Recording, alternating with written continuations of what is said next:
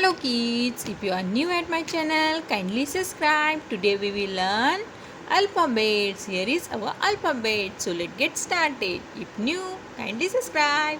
First letter is A. It's an A. A for apple. A for apple. B. B for ball. B for ball. C. C is for cat. C is for cat. D. D for dog. E. E for elephant. F. F is for fish. G. G is for goat.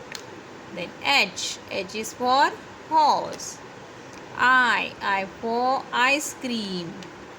J for juice. K for kangaroo. K for kangaroo. L for lion. M for mango. N for nest. O for orange. P for parrot. Q for queen. R for rabbit. S for sheep. T for top. U for umbrella.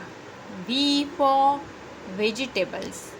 W for watch. X for xylophone.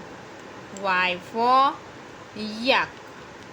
Z for zebra. Bye bye.